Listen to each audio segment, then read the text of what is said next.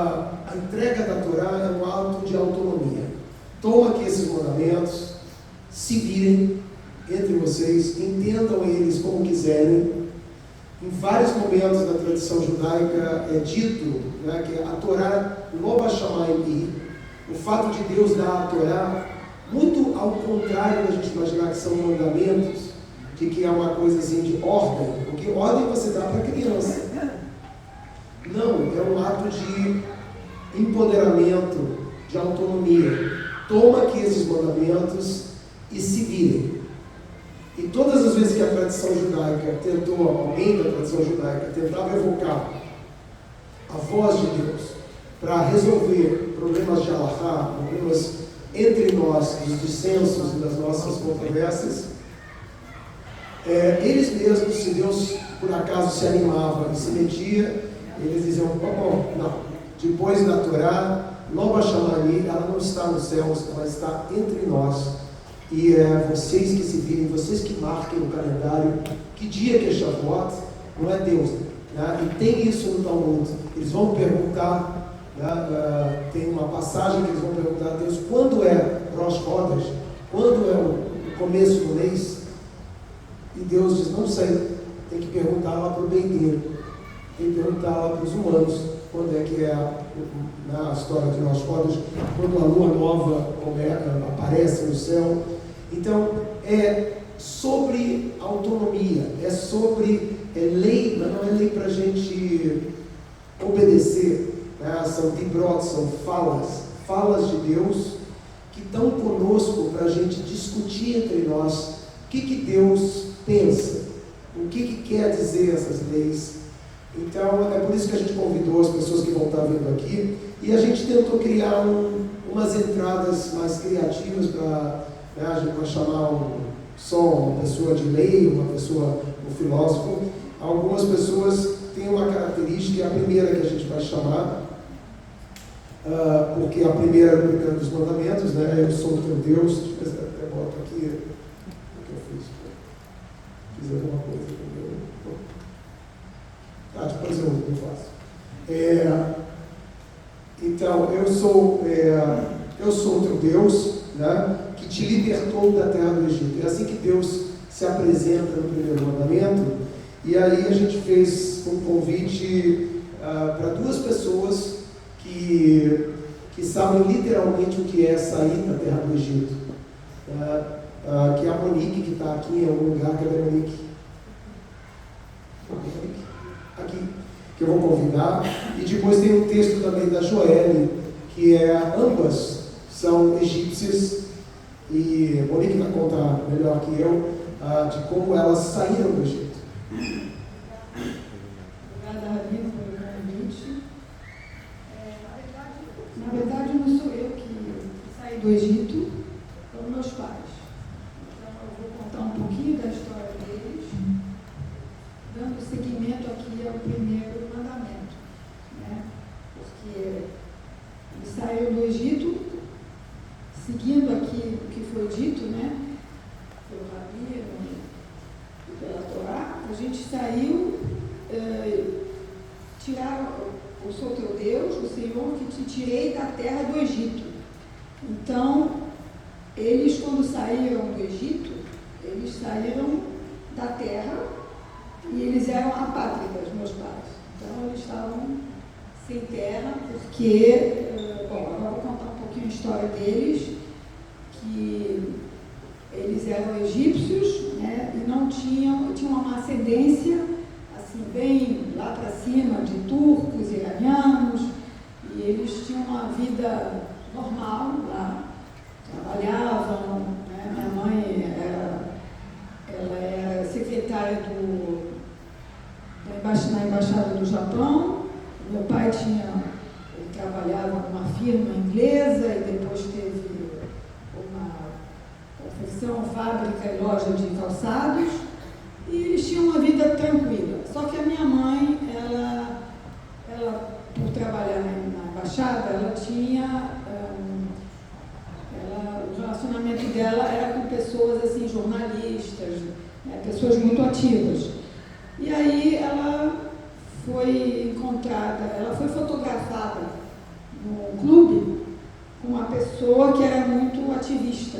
Ela fazia parte de um grupo de sionistas que ela era considerada uma terrorista porque ela era de um grupo ativista sionista para egípcios irem para Israel, e era proibido. Então a minha mãe se encontrava num clube e foi fotografada com a Marcelinho. E quando prenderam a Marcelinho, depois ficaram atrás da minha mãe, e quando acharam ela, prenderam ela, ela ficou numa prisão lá que é muito conhecida, porque era a escola mais antiga do Egito, a escola onde ela estudou, que se chamava Abraham Betesh, e ela ficou, a Joelle, no livro dela, ela conta um pouco dessa história, e ela ficou presa lá e não podiam soltar ela, porque para soltar as outras presas, elas tinham que ter um lugar para poder ir embora, né, para ser expulsa, porque tinha uma ascendência de algum lugar da Europa. E minha mãe não tinha nenhuma. Então, quando falaram para ela que para ela ir embora, ela ia embora de lá, com meu pai, já eram casados, sendo apátridas. E ela tinha algumas horas para ir embora. E como ela não sabia para onde ir, aí volta aqui, que era sem terra, né? Eles primeiro foram para Genebra, onde estava o tio dela, já tinham ido embora também, os irmãos, e ficaram lá um tempo, e depois não gostaram, foram para Israel, e depois vieram para o Brasil. E por isso que eu estou aqui. E aí, chegando aqui, eles, sem falar o idioma, aprenderam português, começaram a se virar aqui e sempre mantendo a tradição, né? Porque a gente tem a Torá que guia a gente, né? Então, em suma, esse é o resumo da história. Quem conheceu meus pais, aqui na sinagoga, eles frequentavam, né, pessoas já idosas, e fizeram parte durante um bom tempo aqui, né, daquele lá. E é isso. Então, resumindo aqui, eu tentei resumir o mais breve possível. A saída do Egito, né? Porque primeiro a gente sai do Egito, né? Todo mundo saiu lá atrás, aí cada um foi para um canto, e os que foram, teve os que voltaram, né? A Península Ibérica foram para algum lugar e meus pais, a ascendência estava no Egito. Até sair do mundo e estamos aqui.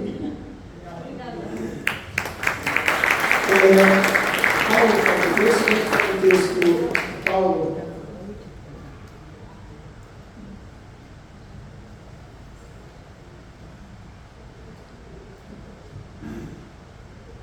Paulo não saiu do Egito. Eu sou da Tijuca.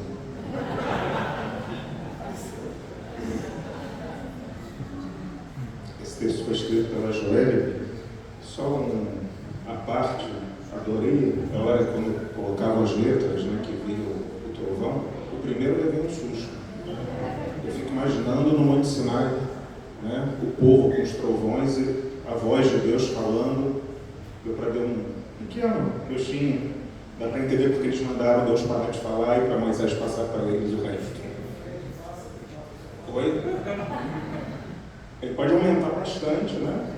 É o tchan. Vou ler o texto que já escreveu. Primeiro mandamento. Eu sou o Senhor teu Deus que te libertou da terra do Egito, da casa da servidão. Essa frase está na Torá em Êxodo, capítulo 20, versículo 2, que faz parte dos 10 mandamentos dados por Deus ao povo de Israel no Monte Sinai. Eu sou o Senhor teu Deus que te tirei da terra do Egito, da casa da servidão. Essa declaração expressa a autoridade e legitimidade de Deus antes de apresentar os mandamentos. Ela relembra a libertação do povo hebreu da escravidão no Egito, destacando o relacionamento entre Deus e Israel, baseado na libertação e na aliança. Lembra que retirou o povo judeu, escravo no Egito, a atravessar o Mar Vermelho. A expressão teu Deus indica um relacionamento pessoal de aliança com Israel. Não é apenas um Deus distante, mas próximo, comprometido com o povo, atuando na história. Aquele que liberta, que salva da opressão. Os mandamentos vêm alguns meses após a salvação. O texto agora extraído de Êxodo, capítulo 12, versículo 39. Porque foram desterrados do Egito e não puderam demorar-se, e tampouco provisões para o caminho fizeram para si. Se o primeiro foi aquele descrito no Pentateuco, o segundo êxodo dos judeus do Egito ocorreu logo após a nacionalização do Canal de Suez, em 1956, pelo então presidente Gamal Abdel Nasser. Dessa vez sem ter Moisés como guia para abrir o Mar Vermelho. Todos os anos os judeus comemoram Pêssar, a libertação dos judeus do Egito, uma tradição antiga há 3.300 anos, segundo os livros sagrados. Essa festa é passada em família e lê-se um texto, Agadá, que narra com detalhes a origem do judaísmo, retrocedendo até os primeiros antepassados e descreve a saga do povo no Egito, as pragas e a saída da terra onde os judeus eram escravos. Nos jantares, repete-se a cada ano: éramos escravos do faraó do Egito, e o Senhor libertou-nos do Egito com mão poderosa.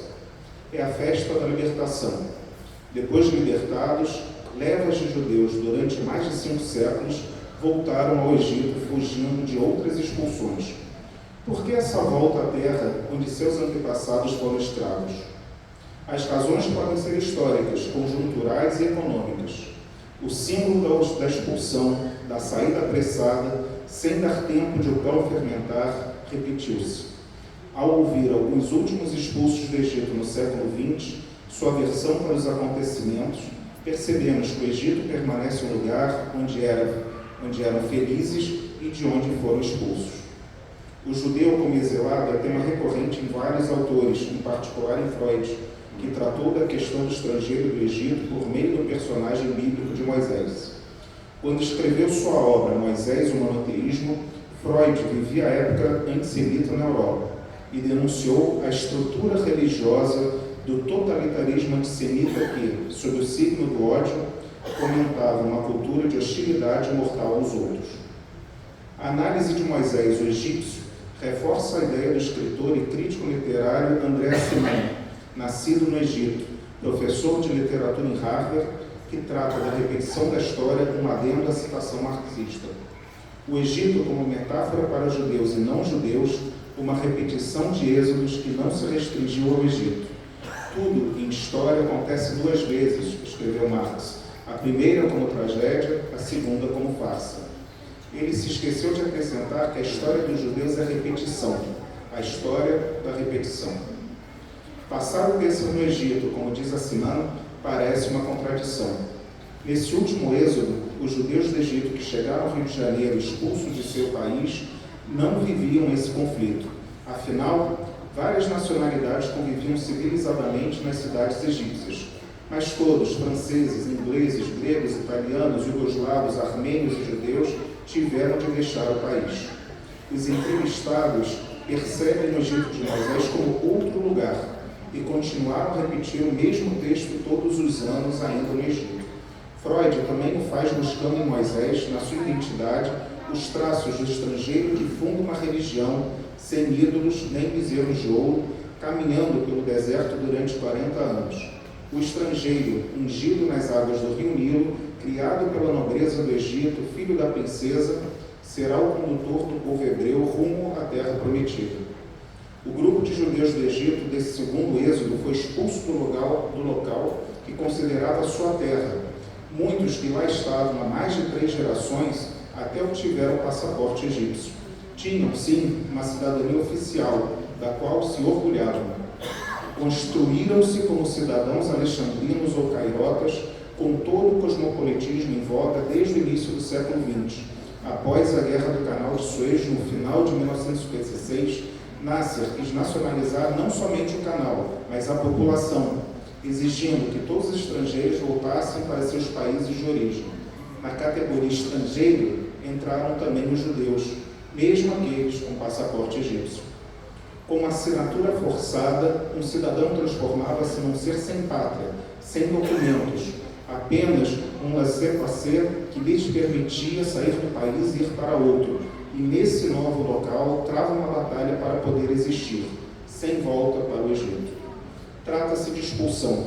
de uma mudança traumática, uma memória de expulsão, de pessoas que em 15 dias se viram obrigadas não só a deixar sua terra, seu chão, suas raízes, mas também suas vidas, seus bens, seu modo de se relacionar.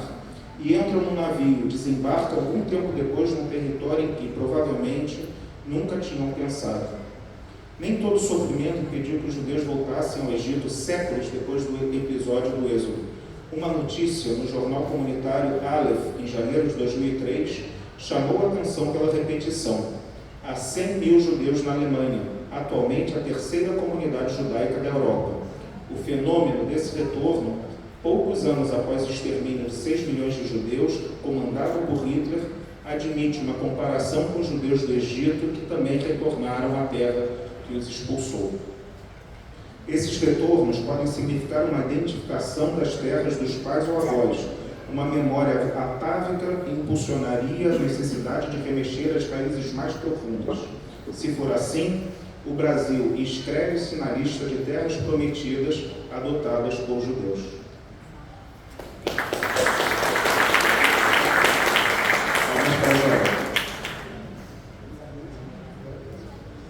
Convidar o Sérgio Bergman, vai fazer a apresentação desse segundo mandamento sobre não ter imagens, de não ter outros deuses.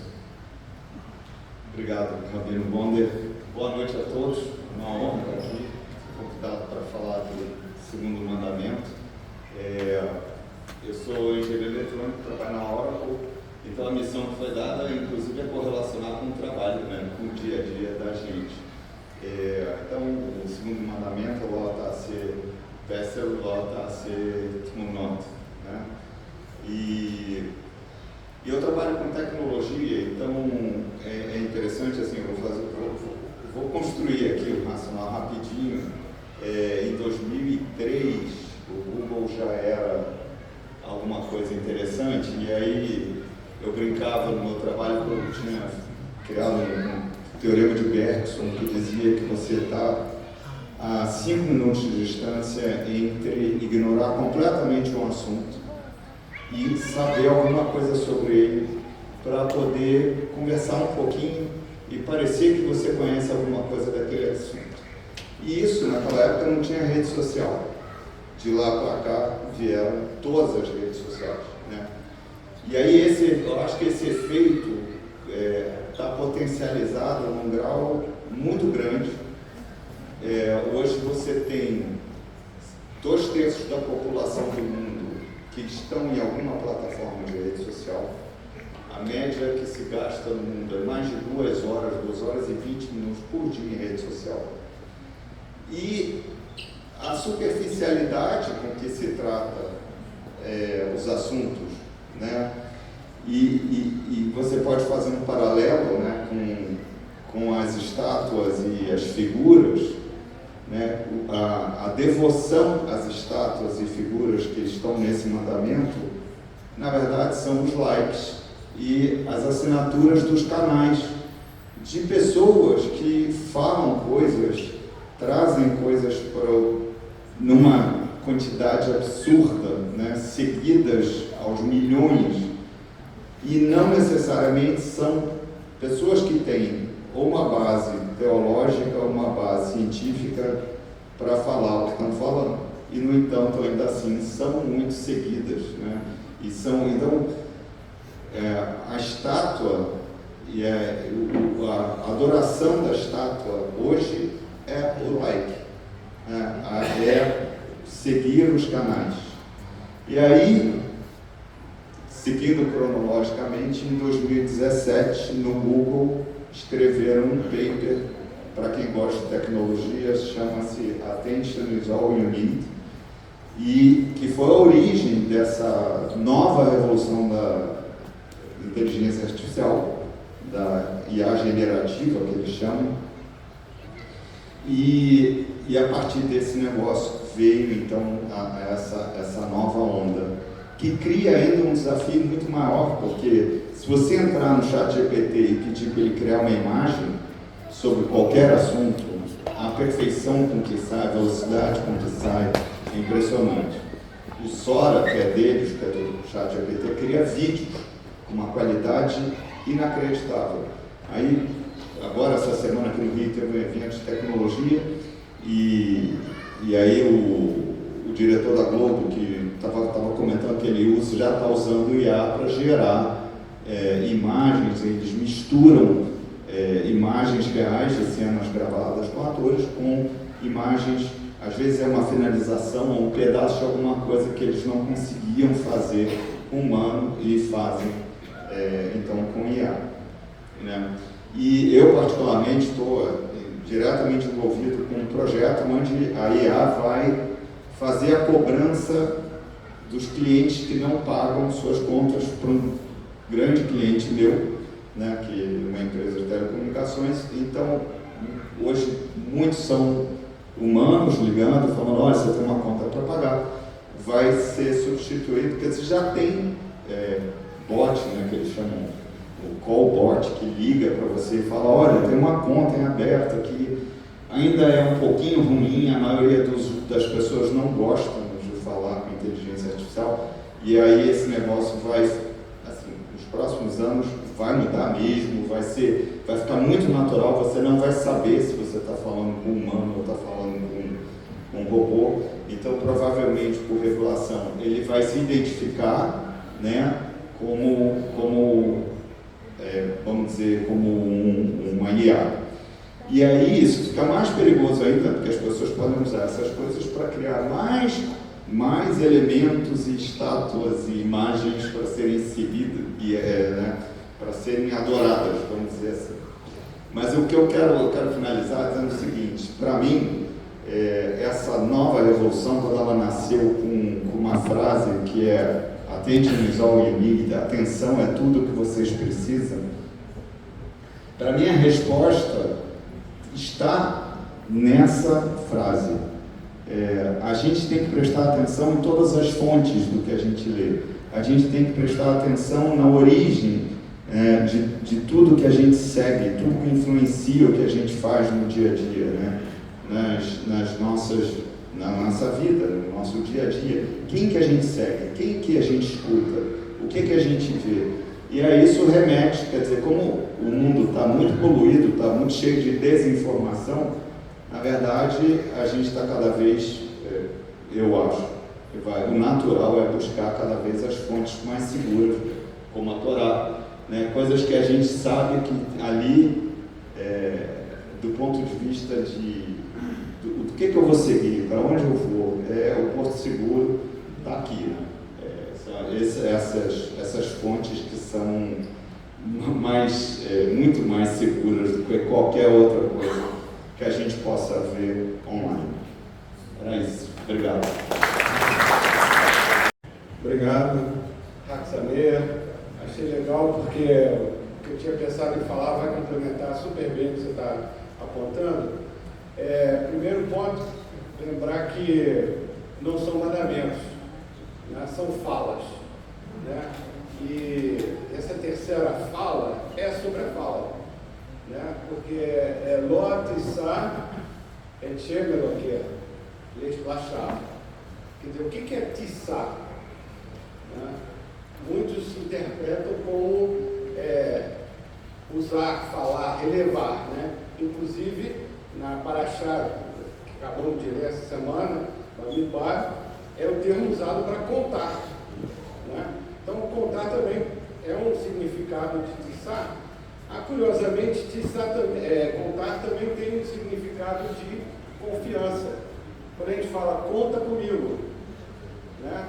Então, aqui a gente começa a entrar nessa área, que é a área que eu pesquiso, né? Então, analogamente a ele, a minha pesquisa de trabalho é sobre esses distúrbios de informação online, né? Então, fake news é um tipo deles e tal, entender como isso é adotado pelas pessoas. E aqui vem então para mim um paralelo com essa noção de usar o nome de Deus em vão. Então, nos entendimentos mais clássicos, né, dos rabinos, dos comentaristas mais antigos, um sentido mais literal, em que você invoca o nome de Deus profundo para dar uma conotação de verdade, fazer você confiar naquilo que eu estou falando, né? Porque está ancorado na palavra de Deus. Então, essa ideia de que quando a gente faz qualquer discurso, eu falo uma coisa para vocês, ou vocês já sabem que aquilo é verdade, se não for verdade, vocês vão querer, então, mas por que isso é verdade? Me convence. Como é que você faz isso? Você diz outra coisa, de forma que se aquela outra coisa for verdade, a anterior, a original vai ser verdade, é uma cadeia de evidências. Você vai fazendo isso até que chega num ponto que você se dá por satisfeito. Esse é um ponto de ancoragem, tal que se esse ponto for verdadeiro, todo o resto vai ser verdadeiro. E aí quando você diz, olha, Deus falou, né, ou você usa a figura de Deus para isso, você está acabando essa cadeia de dependência. Você está dizendo, ó, não tem mais discussão, Deus disse e acabou. Só que muitas vezes isso daí não está correto. Isso é uma maneira de impedir o diálogo, de impedir a mafloca que o Rabino estava falando. Então essa pode ser entendida como um entendimento mais literal desse mandamento, dessa fala. Mas já mais recentemente tem um entendimento mais amplo, de entender que não é só esse uso frívolo, né, em que eu uso o nome de Deus para um propósito meu, né, que eu quero que você diga uma coisa minha e eu invoco o nome de Deus como se fosse uma testemunha da minha honestidade, da minha corretura. E no sentido mais amplo, eu construí uma estrutura de narrativa que é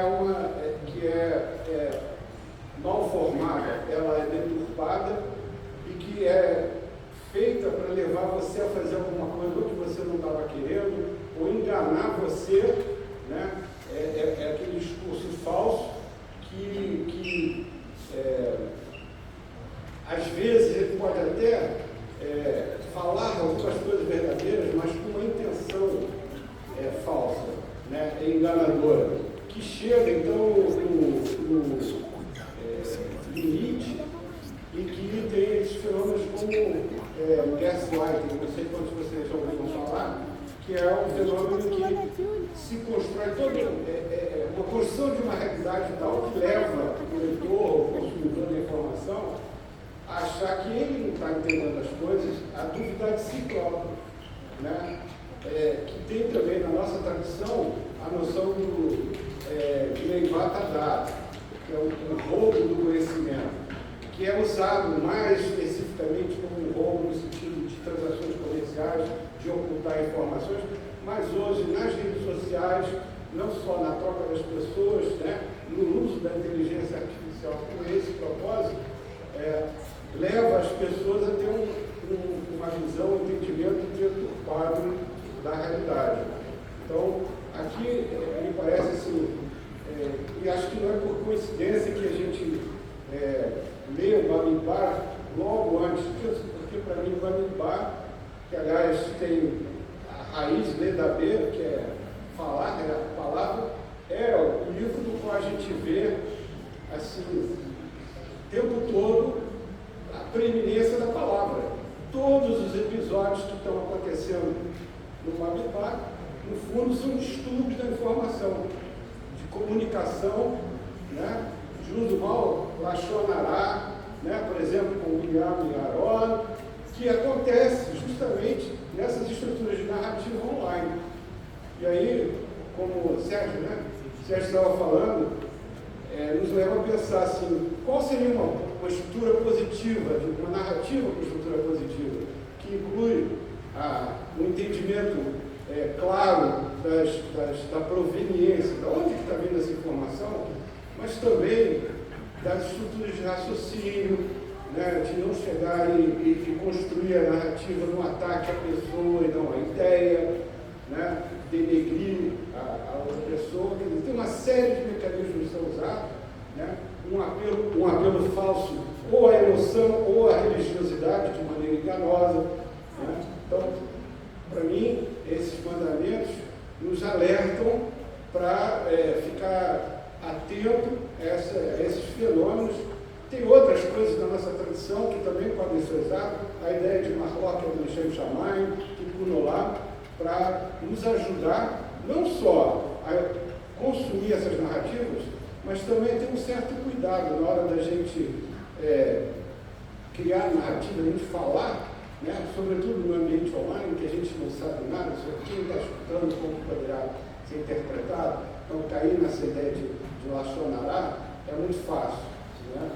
Então, fica aqui essas ideias para a gente cuidar delas. Obrigado. Desculpa. Obrigado, Nilton Haxameyer. Eu trabalho com genética de câncer, mas hoje eu me considero muito mais uma coisa chamada epigeneticista, que é exatamente onde, como e de que maneira a gente vive hoje. Então, eu vou trazer exatamente esse mandamento que foi super oportuno, né, porque é Shabat. E Shabat é uma coisa muito da alma, né? Então, como todo geneticista que gosta de ler DNA, eu vou ler também. Então, Haxameyer, né? Hoje eu gostaria de compartilhar com vocês uma reflexão que une duas áreas, à primeira vista, que parecem tão distantes. A tradição milenar do Shabat e a ciência moderna da epigenética. Eu começo com uma pergunta simples. Quanto de nós já dissemos no final de semana, uma semana cheia, aquele famoso sextou? Né? É como se fosse um grito coletivo de alívio. Mas se formos olhar com mais atenção, vamos perceber que o sextou não é apenas sobre encerrar a semana de trabalho. Ele carrega um desejo profundo, quase ancestral, o desejo de pausa, de descanso, de reconexão. E é justamente isso que o Shabat nos oferece há milhares de anos. O quarto mandamento, Shamor et HaShabbat, lembra-te do dia de Shabat santificado, não é apenas uma regulamentação religiosa, é um convite para algo muito maior. É um convite para desacelerar, para descansar, para olhar nos olhos de quem amamos, para compartilhar uma refeição, para respirar profundamente e simplesmente existir. De um modo que nos pressiona a estar sempre correndo, produzindo e integrando resultados. No Shabat nos lembra que somos apenas o que fazemos. Nós também somos aquilo que vivemos, sentimos e compartilhamos. Mas que talvez nem todos saibam que o Shabat não é apenas um alívio psicológico e espiritual. Ele também é um presente para o nosso corpo. Um presente que a ciência moderna está começando a entender melhor através da epigenética. E o que é epigenética? De uma forma simples, podemos dizer que a epigenética é um conjunto de marcas químicas que nosso corpo coloca sobre o nosso DNA, sobre o DNA das nossas células.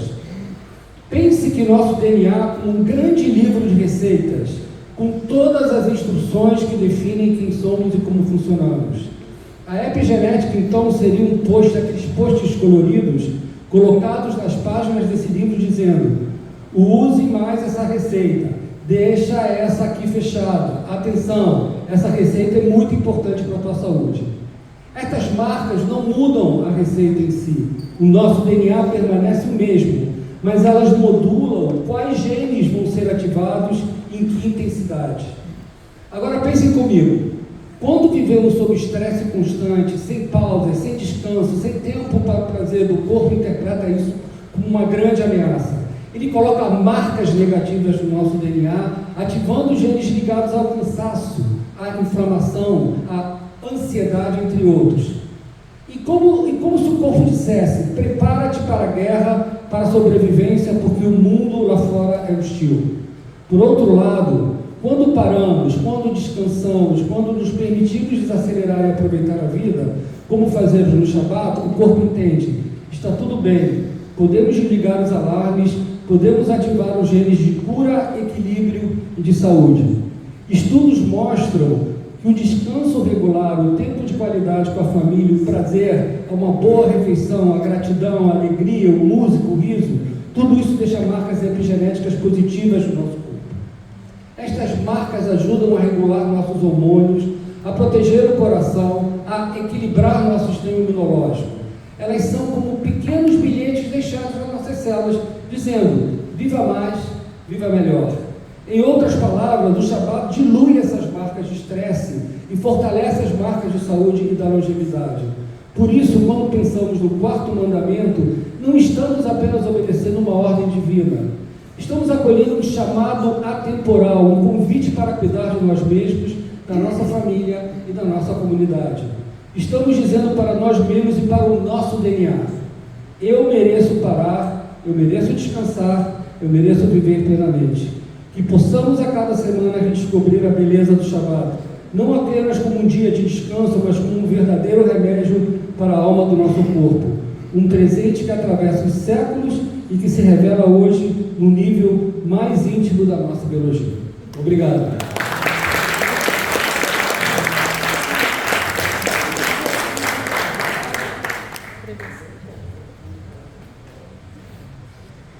Nós vamos convidar a Daniela sobre o quinto mandamento, David, Tavicha, Bedibercha, honrarás teu pai e tua mãe. Daniela é médica, mas Daniela tem uma estrutura familiar, um carinho muito grande, a gente acompanha isso, ela está sempre com os pais aqui, e ela tem a palavra sobre esse quinto mandamento.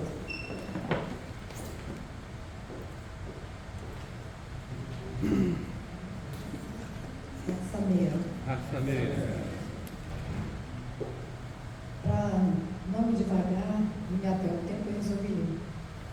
O Rabino diz que escolheu quem falará de qual mandamento pela profissão da gente e qual deve ser nosso viés para a interpretação do mandamento. Portanto, não é uma leitura intelectual simplesmente, mas que tem por base a nossa vivência. Eu sou médica e analista indiana. Além do consultório, há quase 30 anos trabalho no serviço público, dos quais 23 na recuperação de jovens dependentes de drogas em situação de rua e ou que estiveram presos. E atualmente estou trabalhando na perícia médica do Estado. Eu cito isso do serviço público porque tem muita quantidade de pessoas, são muitas histórias que cruzam a nossa história. E também por ter sido muito tempo com pessoas que estavam afastadas da família. A mim coube o quinto mandamento: honra teu pai e tua mãe, para que se prolongue os seus dias na terra que o Senhor teu Deus te dá. Um mandamento muito presente em minha prática profissional. Por exemplo, com frequência atendo pessoas com diminuição da vontade de viver ou francamente deprimidas desde que a mãe morreu, às vezes até há mais de 10 anos. Sempre funciona quando pergunto.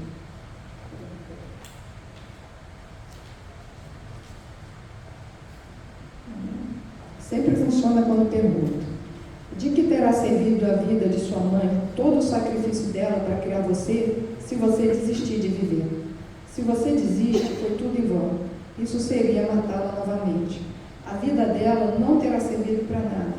A vida da sua mãe, o sentido dela, se completam se continua em você. E pergunto: para o que ela criou você? Isso sempre funciona. Sempre mobiliza positivamente a pessoa, porque amar a sua mãe e ao seu pai se faz através da vida que a gente leva, do que a gente faz de nossas vidas. Viva por eles, mãe ou pai, e não para eles. Essa mudança de perspectiva ajuda a prolongar a vida e a ter uma boa vida. Este mandamento salva vidas, nos dois sentidos: o de sobrevivência e o da vida não ser desperdiçada. Se cumprido, ajuda a dar-se um bom sentido à vida da gente, que seria algum em que as nossas consciências vão se expandindo, ou seja, indo do ego em direção ao todo, ao absoluto, ao divino, à medida que nossos melhores potenciais vão sendo realizados, isto é, tornando-se realidade na vida e sendo incorporados à consciência.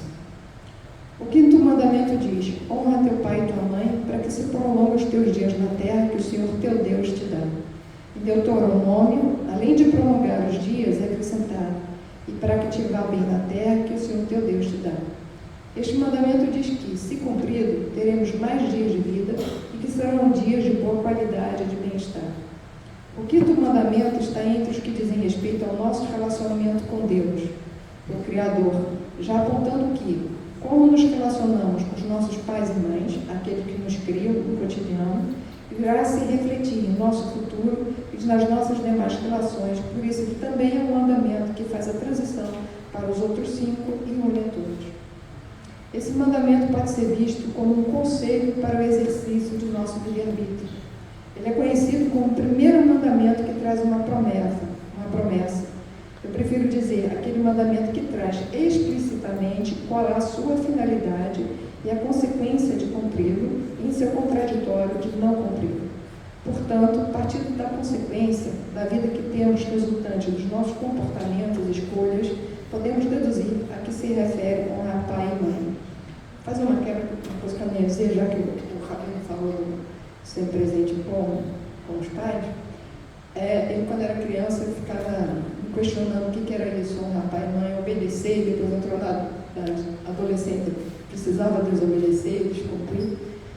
Então, já era desde sempre o que me mobilizava, por isso me fez pensar nele, e eu gostei quando você falou, porque, como eu disse, é muito caro a minha vida profissional. Então, vamos aos aspectos. Os primeiros aspectos de honrá-los são a obediência e o respeito, porque sem o respeito não há o primeiro, a obediência. Principalmente na infância, a obediência é fundamental para a gente aprender a disciplinar a nossa vontade, sem o que seremos reféns de nossos desejos, de nossos interesses e de nossos impulsos. A obediência aumenta a resistência à frustração, a resiliência e a confiança na vida, e é necessário para aprendermos a pensar nas consequências dos nossos atos e a escolher pensando em nosso bem como os pais fazem conosco. Uma criança precisa da orientação, do cuidado e da proteção dos pais que querem o seu bem, e ela vai obedecer ou por temor do castigo e ou por respeitar e confiar na mão dos pais que querem o bem dela e sabem o que estão dizendo. Assim, também se inicia a nossa relação com Deus e com a vida. A obediência prepara o jovem para ir para a vida, a fim de realizar as suas potências e de honrar os pais por meio do que faz de sua vida. Para honrar os pais, ele precisa sair da casa deles, dizer: não sou vocês. Precisa desafiar, contrariá-los e de transgredir. Vou fazer uma pausa aqui, porque várias vezes o Rabino já disse: eu segui meu pai que é médico também. Não. Eu dizia sempre que não ia fazer medicina, aí eu disse que queria ser analista, aí que meu pai falou que para isso tinha que ser médico, aí ele era professor da UERJ, vestibular, ele era professor da UFRJ.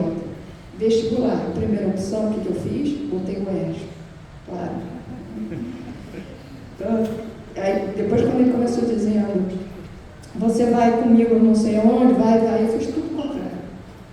Como bom jovem, de 15, 16 anos. Bom, a disciplina desenvolvida e os valores ensinados antes da gente ir para a juventude e para a vida irão ajudar a não cairmos em tentação. E se o jovem se desviar, ele terá referência para onde voltar.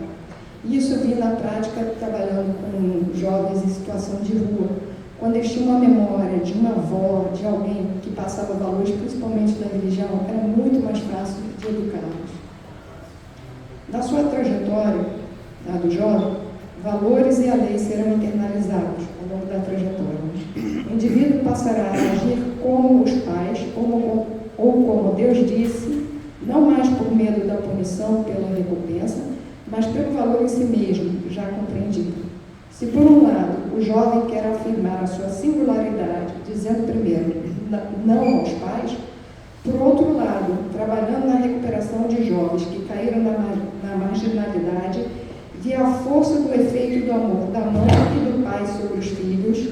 Agora eu preciso dizer, como muitos lá não tinham isso, era o amor da gente que cuidava, né?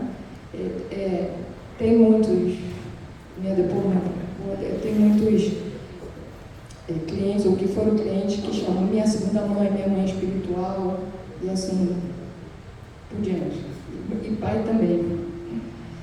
Bom, então, vê a força do efeito do amor da mãe e do pai sobre os filhos e do desejo de honrá-los, pois havia duas coisas que mobilizavam esses jovens.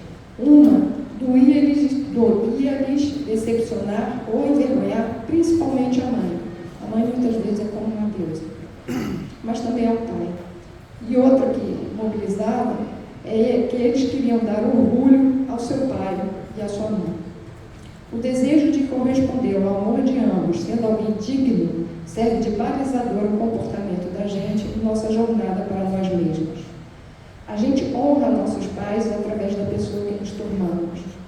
E nesse processo, vamos entendendo nossos pais, compreendendo e admirando seus esforços para nos criarem, e daí vem o desejo de retribuir. É a hora da gratidão. Em gratidão, e não por obrigação, os filhos cuidam dos pais na velhice, assim continuando a honrá-los. Na clínica, observamos, no final da vida dos pais, quando um deles adoece gravemente, distintos comportamentos dos filhos, refletindo ou não falhas anteriores em honrar aos pais. Por exemplo, o filho que é presente sem anular-se, lida bem com a finitude deles. Já o filho ou filha que se anulou e que não foi para a vida, terá dificuldade em aceitar a perda deles. E aquele filho ou filha que era ausente com frequência, quer que se faça o impossível para salvá-lo e fica procurando por culpados em quem projetar a sua culpa. Honrando os pais, honra-se a própria vida.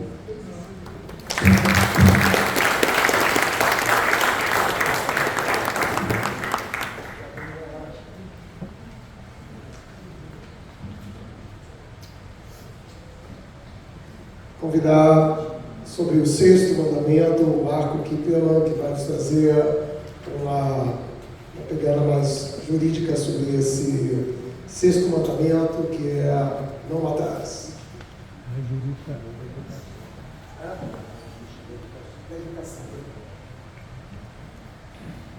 Bem, pessoal, meu enfoque é um enfoque baseado na educação, principalmente da sociologia da educação. Eu ia abordar o tema, mas em função da exposição das crianças aqui, eu resolvi alterar. Eu vou usar um conceito de educação muito tradicional, feito por um francês, filho de um rabino chamado Émile Durkheim, que foi um dos fundadores da sociologia da educação. Émile Durkheim, isso a gente pôde observar aqui com as crianças, ele dizia que a educação é a ação exercida por uma geração madura sobre uma geração imatura, visando transmitir conhecimentos, informações, hábitos, costumes, com o objetivo de adaptá-los à vida social. Isso é aquilo que a gente observou nesse processo que está sendo realizado aqui entre uma geração adulta para uma geração mais nova. Para isso, a sociedade, para transmitir toda essa cultura, a sociedade se vale basicamente de 4 instituições: a família, a escola, o Estado, a religião, e modernamente, após os anos 60, vai utilizar-se das mídias sociais. Até os anos 60 vigorava uma ética, uma maneira de interpretar a vida baseada numa ética autoritária, em que essas instituições elas tinham muito poder sobre nós. O bom filho era aquele que obedecia completamente aos pais, não questionava. Em relação à escola, o bom aluno era aquele que decorava, que não questionava também os conhecimentos que o professor transmitia. Ao ouvir a colega ainda há pouco falar, eu também fui professor da UERJ quase durante 40 anos, na área de educação, e eu me lembro, eu fui responsável por coordenar os cursos no campus da UERJ em Parintins, no interior do Amazonas. E eu viajei para lá no Búfalo da FAB. E aí, sentado lá com os meus colegas, os alunos e professores, eu via, poxa, eu estudei no meu ginásio toda a Amazônia, meu professor de geografia, ele falava Javari, Jutaí, Juruá, Burus, Madeira, Tapajós, Xingu, Tocantins, eram os afluentes do Rio Amazonas que estavam em mim há uns 30 anos. Eu não tinha utilizado para nada. Então a educação naquela época, o ensino era baseado na reprodução.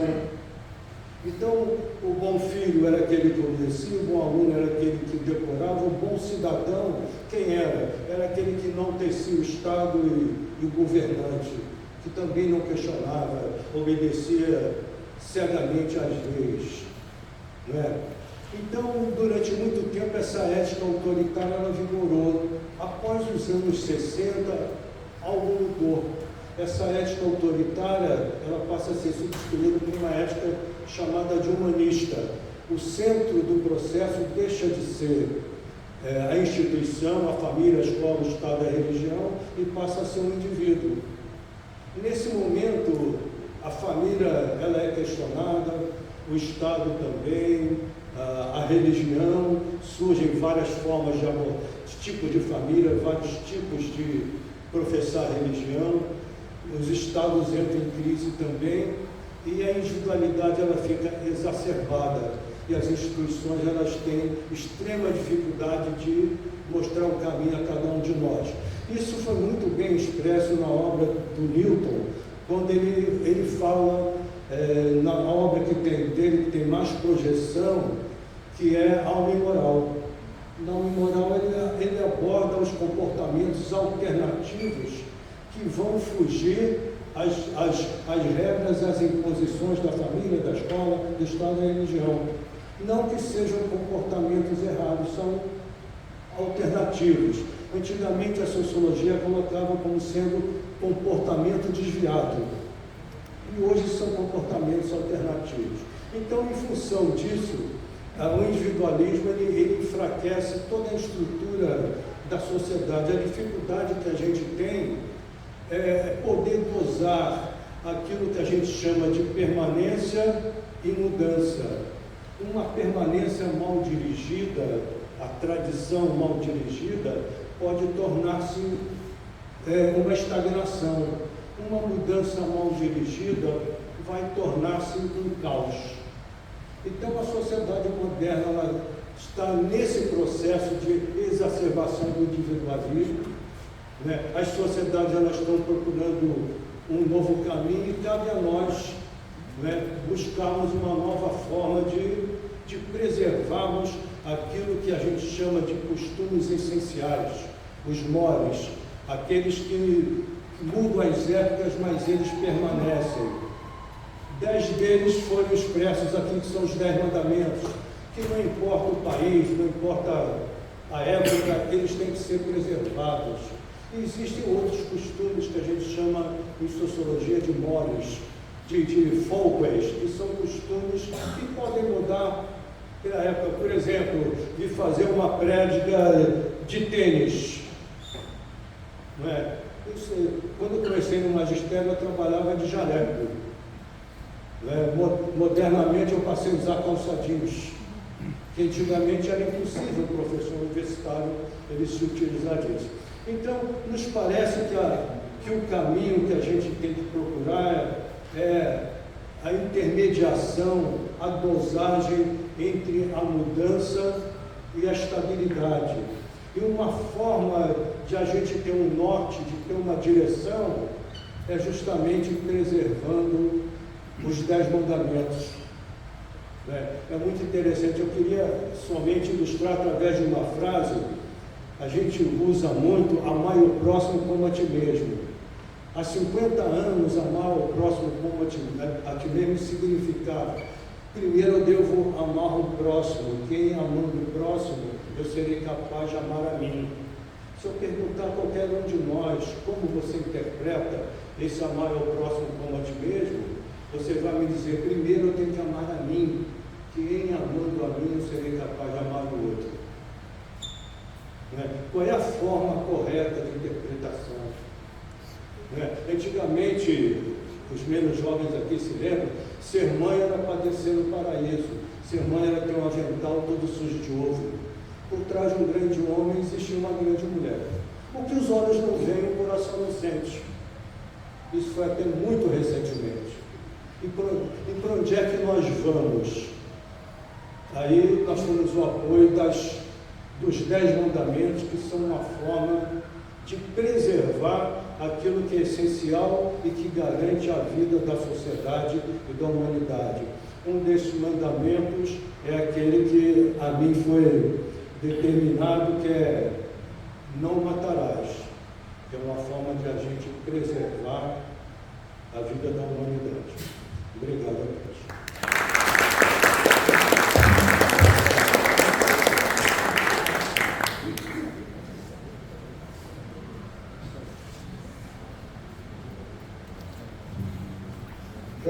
Vamos para o 7º, não adulterarás. Estamos pedindo a Rosane e a psiquiatra e também terapeuta da área de família. Vamos falar sobre essa questão. Sameia. Bom, estamos então no 7º mandamento. Lotin af, não adulterarás. A gente já viu até aqui os 6 primeiros mandamentos. 5, entre o homem e Deus, passando pelos pais, como intermediários, entre esses 5 primeiros e os 5 últimos. O 6º, não matarás. Aqui o 6º mandamento é genérico, não matarás. E o 7º, eu pelo menos acho que é mais específico. Talvez a gente possa pensar, não matarás o seu relacionamento por uma traição. Mas vamos pensar um pouco, como disse o Rabino ontem, como é que a gente vai entender essa ketubá, esse contrato entre o homem e Deus e também entre o homem e seus semelhantes. Eu fui buscar algumas traduções. Eu me lembro que há muitos anos atrás eu já tinha feito esse Lotinaf e fiquei mais na interpretação do adulterar como falsificar, como adulterar mesmo, como um deturpar, como um mas eu quis mais a fundo para ver realmente qual seria o significado. Lotinaf então seria não ter relações sexuais com o outro. Em outra tradução, não fornicarás. Isso está no dicionário hebraico, inclusive. Esse termo vem do latim. Por que é fornicarar? O que é fornicar? As prostitutas costumavam exercer sua atividade embaixo de arcadas, que também se chamam fornix, de edifícios públicos, isso em Roma. Daí a palavra fornicação. E adultério? Adultério ad alternum, quer dizer adicionar um outro. Em português, esse termo deriva de adulterar, porém aqui tem essas conotações todas: alterar, corromper, deturpar, falsificar, ou seja, tornar algo diferente do que era antes. E com relação ao casamento, a perda do foco. Um foco que antes era dedicado a um e que vai para um outro.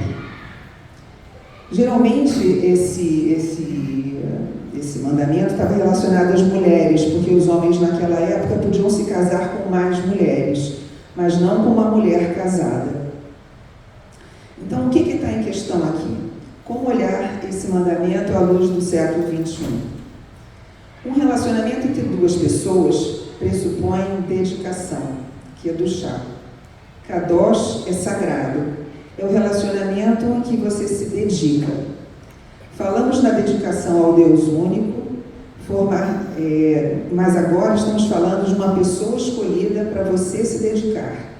Formar seu núcleo familiar com intimidade, onde você pode estar seguro para ser quem é, sem máscaras, sem tantas censuras que usamos normalmente no meio social. Existe confiança. Ambas as pessoas podem estar despojadas, nuas. Interessante que eu descobri aqui nesses estudos recentes, deve estar nesse livro Segundas Intenções, mas eu não lembro, que traição em hebraico é begidá, que vem do verbo live God, que é a mesma raiz da palavra beged, roupa. No momento que há uma traição, seja pelo motivo que for, começamos a nos cobrir.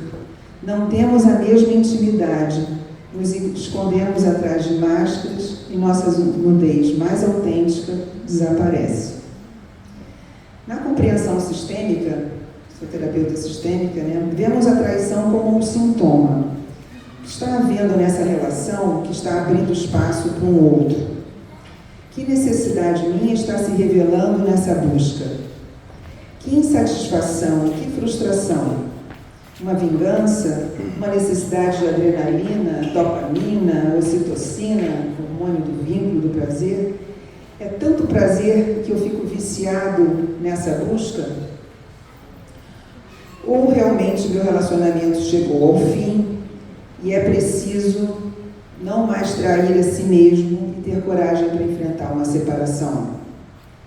Será que por comodismo ficamos num mundo paralelo, traindo, às vezes de forma até não carnal, porém não menos grave, como flertes, nudes no celular, namoros virtuais, vício em pornografia, relacionamentos secretos, ou uma nova paixão para apimentar a vida?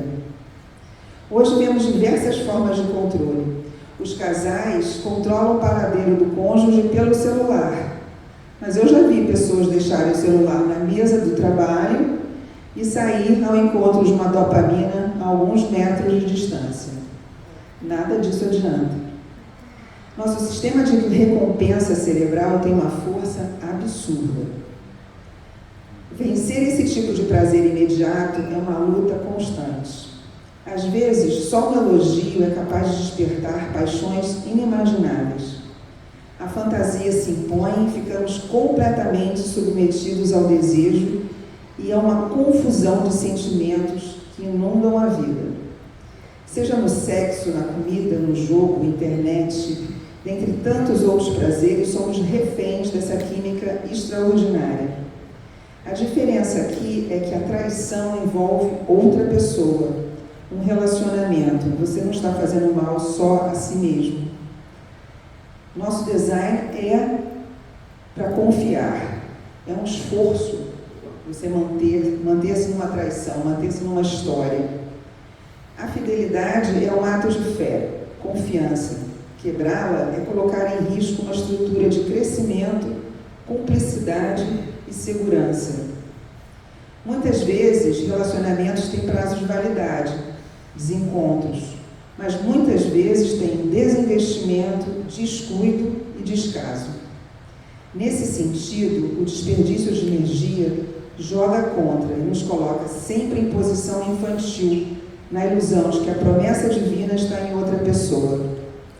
Cuidar do relacionamento é cuidar de si, dignificar o encontro que sabemos ser raro e sagrado. Em tempo de amores líquidos, como diz Bauman, fluidos, onde a solidez do relacionamento não é mais uma meta, como lidar com esse mandamento? Que seja infinito enquanto dure.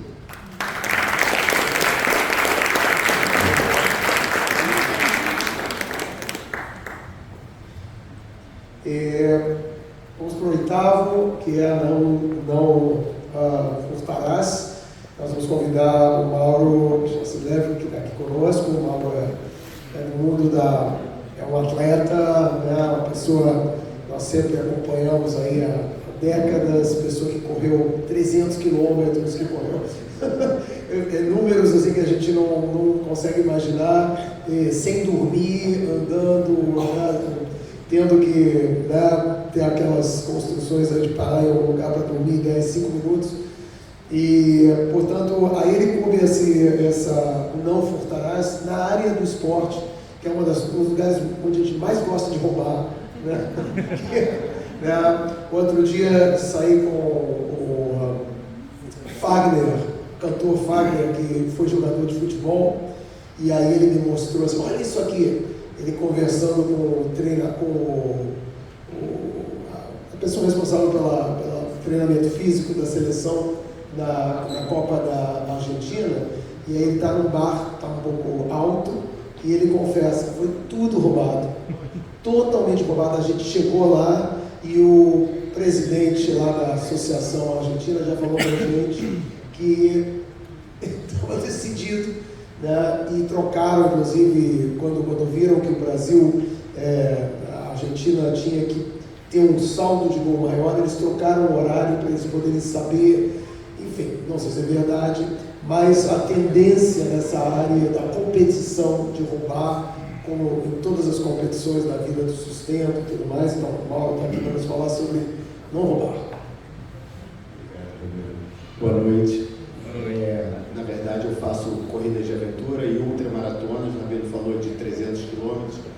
Há 3 anos atrás eu corri 1000 em Portugal, 14 dias, foi mais um pouquinho.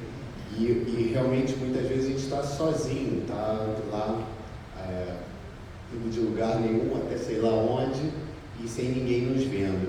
E aí o não roubarás, não furtarás, não trapacearás, ele tem a ver não só com roubar alguma coisa, com bem, tal, mas algo mais profundo, algo que está nas profundezas, como tempo, confiança, ideia e principalmente dignidade. No esporte a gente tem o gol de mão, a gente tem a bebida que vai para o adversário, que é uma bebida que está turbinada lá, que joga ele para baixo, como aconteceu, a gente tem contra a Argentina, a gente tem doping, tem um monte de questões que a gente acha que é normal, e não é. A gente vai achando porque a gente vive numa sociedade que a gente foi acostumado à lei da vantagem, lei de Gerson, e que tudo bem se me convém. Eu acho uma carteira no chão, o que eu faço? Eu pego e boto no meu bolso. Mas e se ela fosse sua? Bom, se ela fosse minha, eu gostaria que me devolvesse. Então eu acho que esse é sempre o exercício que a gente faz. E nas minhas provas, traçando esse paralelo que a gente estava falando, muitas vezes essa honestidade ela é invisível. Ninguém vai saber se eu peguei uma carona. Ninguém vai saber se eu peguei um atalho e cheguei melhor. Mas eu vou saber. E isso faz toda a diferença, esse cuidado que a gente precisa ter com essa relação que nós temos conosco, ela é fundamental para o dia seguinte e para o nosso crescimento, senão a gente vai fazendo mais do mesmo. O não roubar, eu escrevi algumas coisas aqui, o não roubarás não é uma regra imposta, é um pacto interno. Roubar assim seria como tirar de mim a verdade da superação. O mais valioso que vencer é o merecimento por essa vitória. Mais importante que conquistar é conquistar com justiça. Não roubar é não trair a nós mesmos. O não roubarás não é apenas uma regra, é um convite, é um chamamento. É sermos corretos mesmo quando não tem ninguém olhando. Quando alguém nos pede para fazer alguma coisa, quando alguma tarefa que seja, dar uma aula, falar aqui para um público e tudo, e a gente não se prepara adequadamente, se a gente faz isso menor ou menos do que a gente poderia, isso de alguma forma é roubo.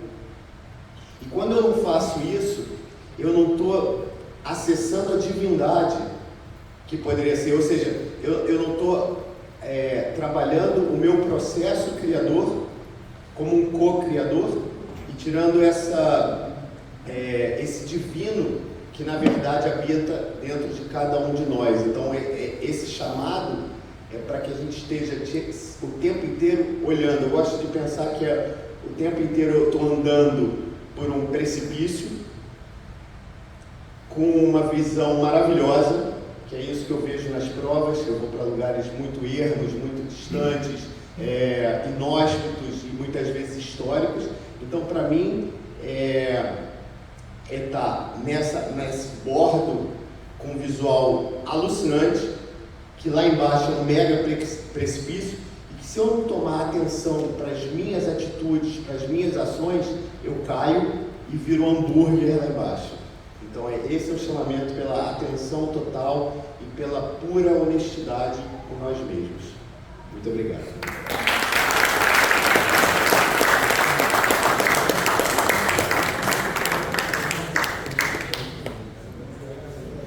Nono, vamos convidar o Guilherme Fleischmann, que vai ser pela área jurídica, Bom, eu vou ser bem sucinto e não vou roubar, como o meu amigo acabou de falar aqui, porque o meu texto é pequeno mesmo. Bom, me coube a questão do falso testemunho. Não dirás falso testemunho contra o teu próximo. É o nono dos 10 mandamentos presentes tanto na Bíblia judaica como na Bíblia católica. Este mandamento proíbe dar um testemunho falso contra outra pessoa, seja para prejudicá-lo, seja para beneficiar alguém. O significado do mandamento: a proibição de mentir. O mandamento proíbe a mentira, mesmo que seja para defender um amigo ou prejudicar um inimigo. Proteção da reputação. Este mandamento visa proteger a boa reputação e a justiça de cada indivíduo. Valor da verdade. A verdade é fundamental para a justiça e para a manutenção da harmonia social. Consequência do falso testemunho. O falso testemunho pode levar a injustiças, punições indevidas e a destruição da confiança entre as pessoas. O mandamento em diferentes tradições. Na Bíblia judaica, na Torá, não dirás falso testemunho contra o teu próximo. Êxodo 20:16 e Deuteronômio 5:20. Bíblia católica. A Igreja Católica também considera este mandamento como parte de 10 mandamentos, reforçando a importância da verdade e da justiça. Em resumo, o 9º mandamento é uma chamada à honestidade, à justiça, proibindo a mentira e o falso testemunho que prejudicam o próximo. O 9º mandamento, não levantar falso testemunho,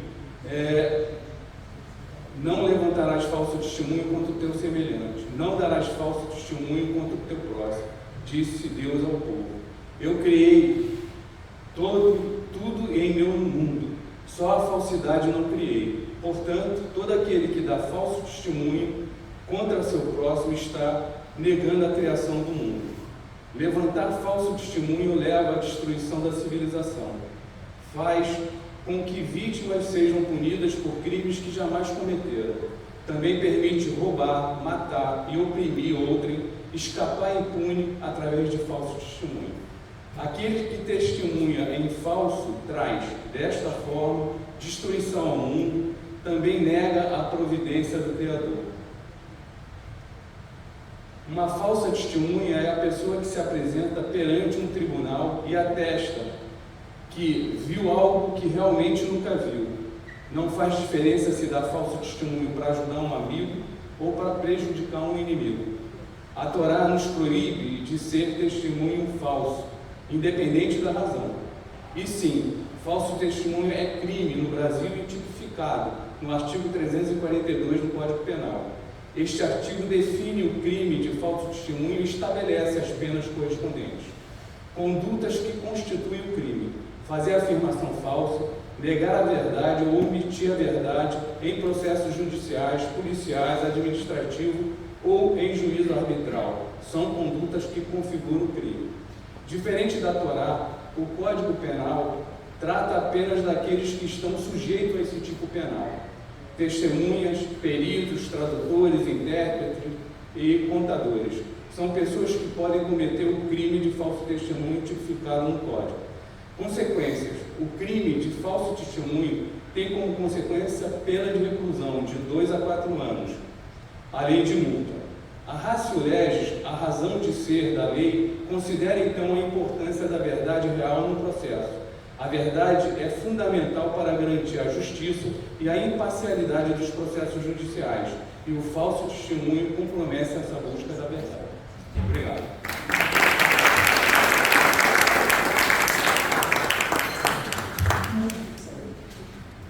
E vamos fechar com essa questão do décimo mandamento, que é a questão quase que patrimonial, do conceito de você não cobiçar, você respeitar o que é do próximo, seja no âmbito aí do casamento, das posses do outro. E a gente está convidando a Patrícia Abramovich para nos trazer um pouco essa visão, ela que também é desse mundo dos imóveis, do patrimônio mesmo. Eu trouxe, obrigada, Rabino, obrigada. Eu trouxe por uma ideia assim, esse 10º mandamento para a vida moderna da gente, tá? O 10º mandamento: não cobiçarás a casa do teu próximo, nem cobiçarás a mulher do teu próximo, nem o servo, nem sua serva, nem o boi, nem o jumento, nem coisa alguma que pertença ao teu próximo. Nos convida a olhar com mais atenção para o que se passa dentro de nós, especialmente no que diz respeito aos nossos desejos. Em uma época marcada pelo consumismo, pela comparação constante, pelas redes sociais, a gente já falou até um pouco sobre isso em outro, exibem vidas perfeitas, entre aspas. Esse mandamento se revela surpreendentemente atual. Na verdade, sair dessa coisa do não cobiçar, porque é o não cobiçar de uma forma bastante geral. Hoje, a cobiça nem sempre se manifesta em querer o boi ou a casa do vizinho, como dizia o texto antigo, mas em desejar o carro novo do colega, o relacionamento feliz que alguém expõe online, o sucesso profissional de um amigo ou até o corpo de uma celebridade. Essa comparação constante alimenta a insatisfação, a inveja e até a desvalorização de quem somos, de tanto que se cobiça hoje, né? Essa vida online que se vive, né? O mandamento não está apenas condenando o desejo, mas chamando nossa atenção para os desejos desordenados, aqueles que nos afastam da gratidão, da justiça, da paz interior. Na verdade, é um pouco do que tudo que se falou, né? Ele parece que é o que resume, né? Então, que você deveria ter mais gratidão, justiça e paz interior. Ele nos ensina a valorizar o que temos, a cultivar constantemente e a respeitar as conquistas e os vínculos com os outros. Em vez de cobiçar, somos chamados a agradecer. Em vez de desejar, tornar o que é do outro, querer tomar o que é do outro, somos convidados a crescer com o que temos, com ética, esforço e fé. No mundo moderno, o 10º mandamento nos lembra que a verdadeira plenitude não está no que o outro possui, mas em vivermos com integridade, humildade e gratidão. E aí eu resolvi fazer assim um fechamento assim, né? Viver sobre a orientação da Torá é o que nos mantém firmes há milênios, né? Muitos anos. Continuar a usá-la como modelo para a vida é o que garantirá nossa existência para sempre.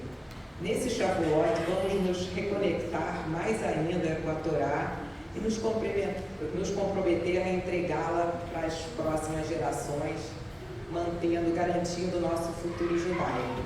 Essa é a minha Hatzameira.